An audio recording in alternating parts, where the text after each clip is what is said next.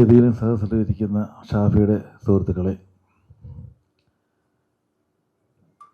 ഒരുപാട് വർഷങ്ങൾക്ക് മുമ്പുള്ള ഒരു പരിചയം എന്ന് പറയുന്നത്, ഞാൻ ഷാഫി സംവിധായകനാകുന്നതിന് മുമ്പ് തന്നെയുള്ള സുഹൃത്ത് ബന്ധമാണ്. കാരണം റാഫിയുമായിട്ടായിരുന്നു ആദ്യത്തെ ബന്ധം.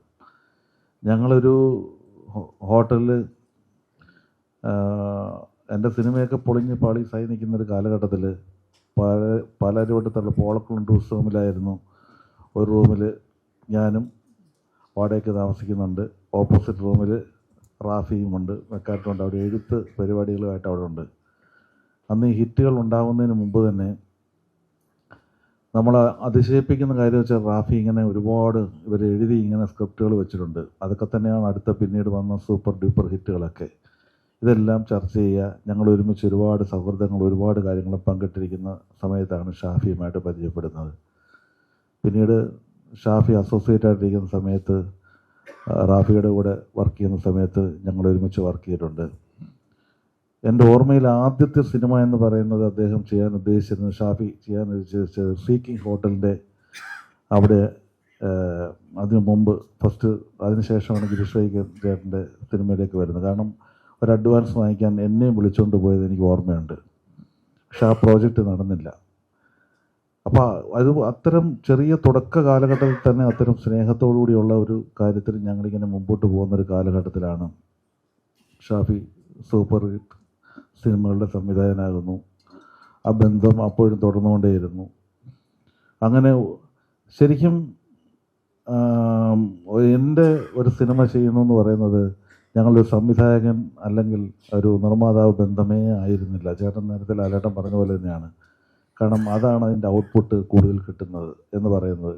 ഞങ്ങൾ അടുത്ത സുഹൃത്തുക്കളെ പോലെയാണ് പെരുമാറുന്നത്. എല്ലാ സിനിമകളിലും ഉണ്ടായിരുന്ന പട്ടൺ റഷീദൊക്കെ ഉണ്ട്, സാജനൊക്കെ ഇവിടെ ഉണ്ട്. ഒരുപാട് ഞങ്ങൾ ഒരുമിച്ച് വർക്ക് ചെയ്തിട്ടുള്ളവരാണ്. അപ്പോൾ അങ്ങനെ ഭയങ്കര ഒരു സൗഹൃദ ബന്ധം കുടുംബവുമായിട്ടും എല്ലാവരുമായിട്ടും ഉണ്ടായിരുന്ന ഒരാളാണ് ഷാഫി. ഷാഫിയുടെ മേക്കപ്പ് ആൻഡ് സമയത്ത് ഭയങ്കര ഒരു കാര്യം എന്ന് വെച്ചാൽ സച്ചി സേതുവിൻ്റെ തുടക്ക കാലഘട്ടമായിരുന്നു. അപ്പോൾ സച്ചിയും സേതുവും എന്നൊക്കെ സച്ചിയെക്കുറിച്ചൊക്കെ പറയുമ്പോൾ, സേതുവിനെക്കുറിച്ച് പറയുമ്പോഴും ഒരു വലിയൊരു ബന്ധം പുലർത്തുന്നവരായിരുന്നു. അങ്ങനെ ഞങ്ങളൊരു വലിയ സൗഹൃദ ബന്ധത്തിൽ ഇങ്ങനെ പൊയ്ക്കൊണ്ടിരിക്കുമ്പോൾ ആ സിനിമ വലിയ വിജയമായിരുന്നു.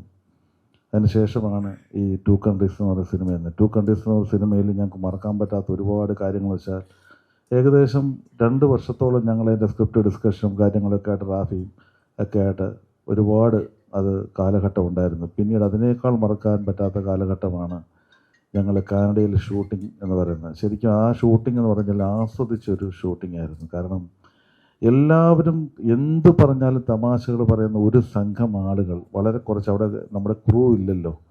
അപ്പോൾ അതുകൊണ്ട് വളരെ കുറച്ച് പേരേ ഉള്ളൂ. അതിൽ റാഫിയുണ്ട്, ദിലീപുണ്ട്, മുകേഷ് ഏട്ടുണ്ട്, അല്ലെങ്കിൽ മമതയായാലും സുരാജായാലും, ആ ഒരു സംഘം എന്ന് പറയുന്ന ഞങ്ങളെല്ലാവരും ഒരുപോലെ എല്ലാ ജോലികളും എടുത്ത് അവിടെ ഷൂട്ട് ചെയ്തൊരു കാലഘട്ടം ഒരിക്കലും മറക്കാൻ കഴിയാത്തതാണ്. ആ സിനിമ വലിയ വിജയമായി. ഇതൊന്നുമല്ല നമ്മളെ ഏറ്റവും വലിയ വിഷമം എന്ന് പറയുന്നത്, ഒരു ഇത്രയും ഹിറ്റുകൾ ഇന്നും ആളുകൾ ചിരിക്കുന്ന, അല്ലെങ്കിൽ എല്ലാവരും പൊട്ടിപ്പൊട്ടി ചിരിക്കുന്ന ഇത്രയും വലിയ സിനിമകൾ, അല്ലെങ്കിൽ ആരെയും ചിരിപ്പിക്കുന്ന, ഒരിക്കൽ പോലും ഒരാളോട് ദേഷ്യപ്പെടാത്ത, ഒരാളെയും വിഷമിപ്പിക്കാത്ത ഒരാളുടെ പെട്ടെന്നുള്ള മരണം ഇത്രയും ചിരിപ്പിച്ച് നമ്മളെല്ലാം വിഷമിപ്പിക്കാനുണ്ടായത്. എനിക്കൊന്നും അത് ആ കുറച്ച് ദിവസത്തേക്ക് അത് വലിയൊരു താങ്ങാൻ പറ്റാത്തൊരു കാര്യമായിരുന്നു.